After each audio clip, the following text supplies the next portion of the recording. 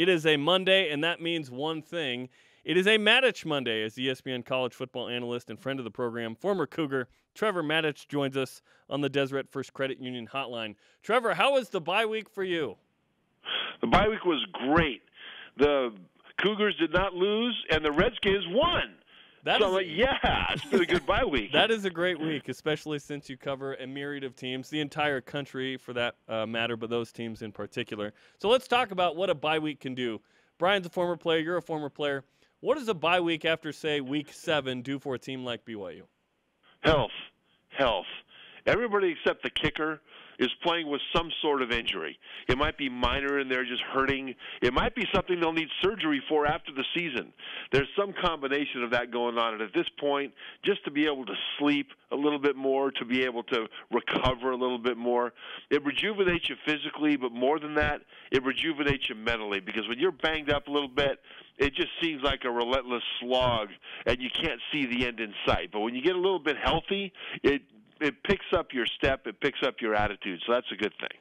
Trevor, I love that you said that about the kickers, because I always tell these guys that kickers aren't people. So appreciate that.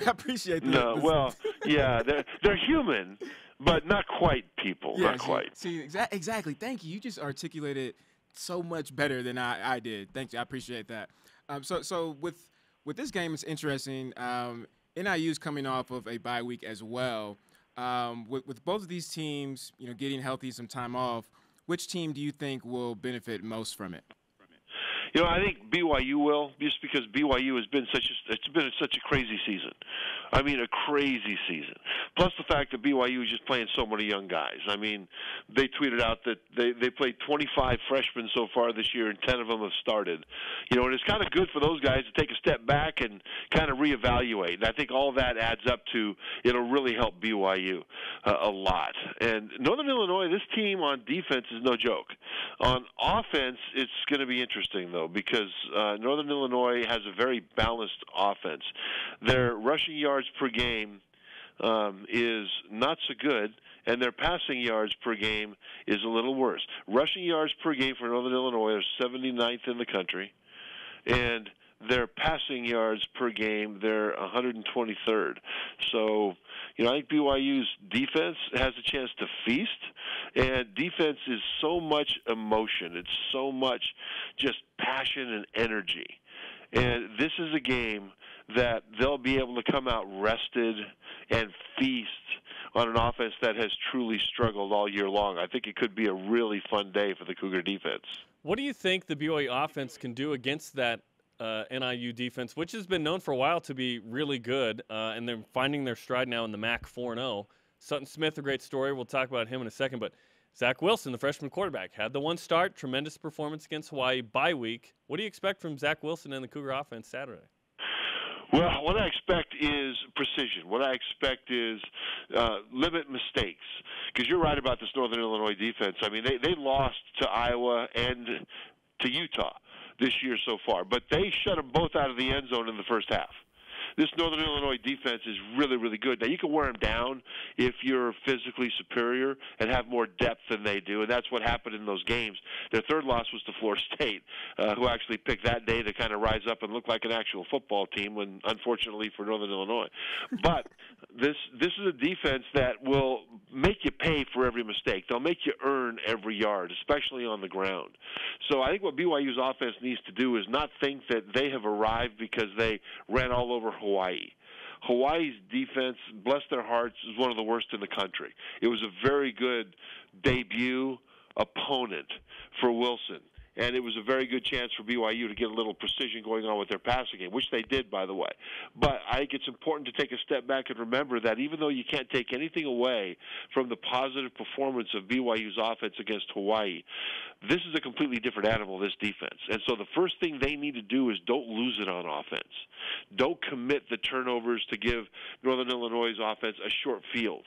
Force the Huskies to drive the field against a defense that should overmatch the Huskies' offense in most ways. I think this is it's an opportunity for the offense to kind of reset. Now, if they read all the clippings about how great they are and about how great they did, I mean, when you talk about Zach Wilson, you look at his performance against Hawaii, and it was good. It was an outstanding performance. And when you look at the numbers in it, it's even better. I mean, remember the quarterback rating. 100 is perfect, 50 is average. Zach Wilson, the youngest quarterback ever to start for BYU, his quarterback rating was 80 against Hawaii. So the best thing he can do is just focus on his chemistry or American Lit, and don't even take into account what people are saying about him as a passer, because he did well, don't take it away.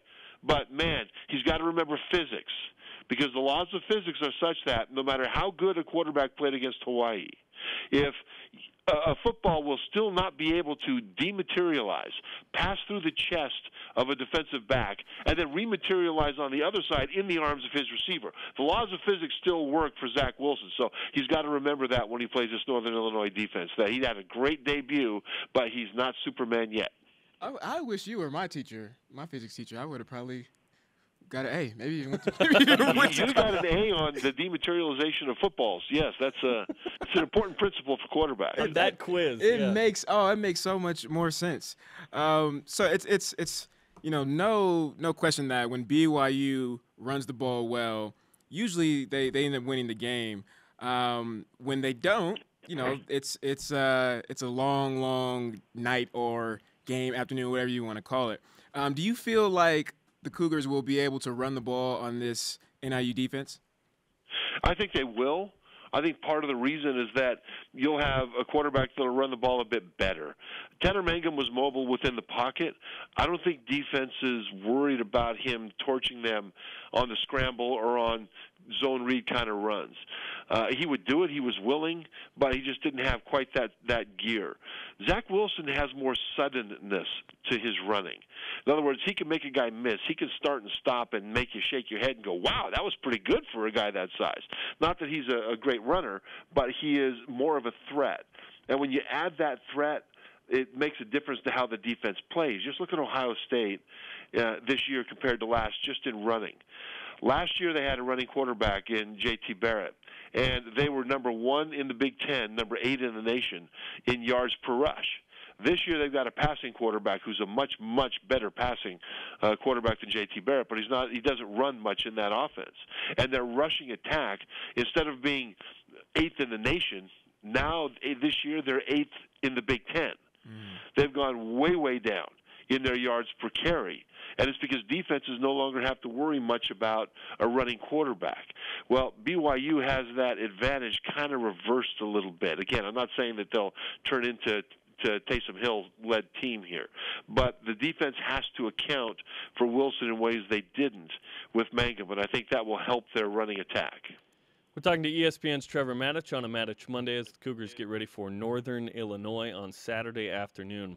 Sutton Smith is a tremendous story, Trevor. 6'1", 238 pounds, defensive lineman, so perhaps a little undersized. But this guy led the nation in sacks last year, 12th this season with 7, won a game. What do you expect from Sutton Smith in Provo?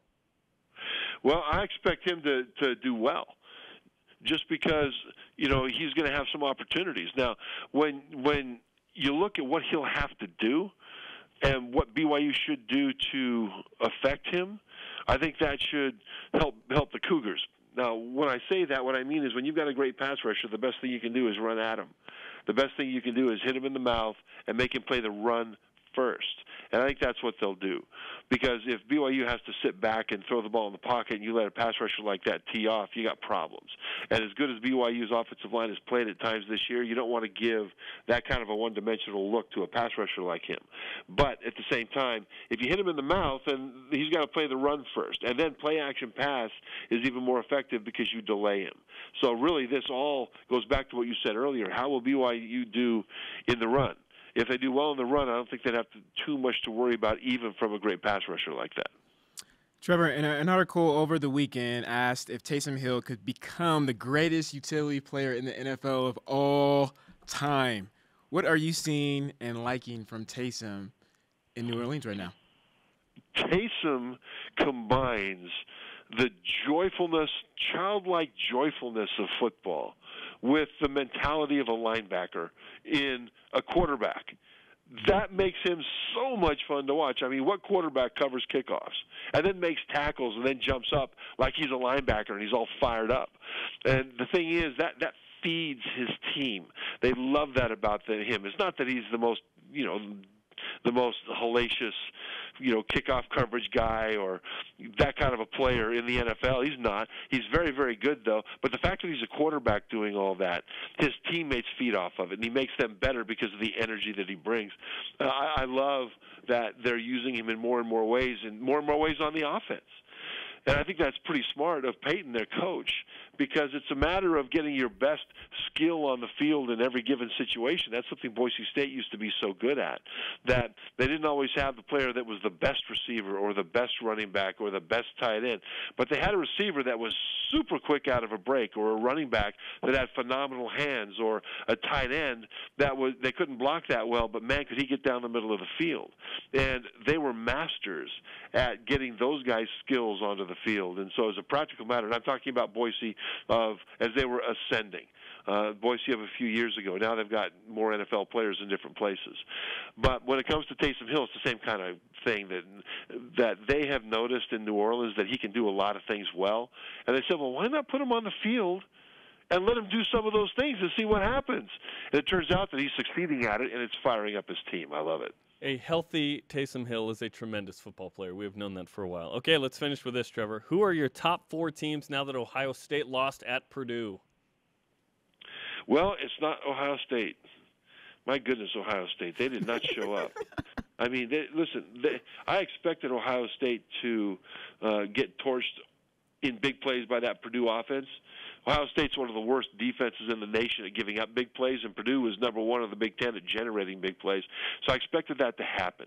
But I also expected the Ohio State offense to completely overpower the Purdue defense, and the opposite happened. And there's no accounting in college football for what happens week in and week out. That's just crazy stuff. But right now, Alabama's still my number 1 team. I've got Clemson as a tight second, Notre Dame at number 3, and then it's a toss-up for me between LSU and Michigan at number 4. I'm still going to take LSU at number 4 right now because I think they're a bit more balanced, but Michigan is on the rise. I will say this about Alabama, though. As great as they've been, they have not been challenged. And so we see what a great thrower Tua Tagovailoa is at quarterback, and he is. But he hasn't yet ever at Alabama had to manage situations where it matters for the outcome of the game, meaning make decisions about when to throw, where to throw, when to take a sack, when not to take a sack, etc. Time management, clock management. He's not had to do any of that. He just drops back and lets it wing, and he's been doing a phenomenal job at that. So I still don't know how good of a quarterback he is. All I know is that he's a phenomenal thrower. And I'm waiting for that first big test to see if he's able to handle stuff. LSU and Alabama both have a bye, and they play in Death Valley on November 3rd. That should be epic. I can't wait. Trevor, we appreciate the time as always, and we'll talk to you next Monday. All right, happy to join you guys. Thanks. Thanks to Trevor Matich for joining us on the Deseret First Credit Union Hotline. Deseret First, your values, your timeline, your financial future.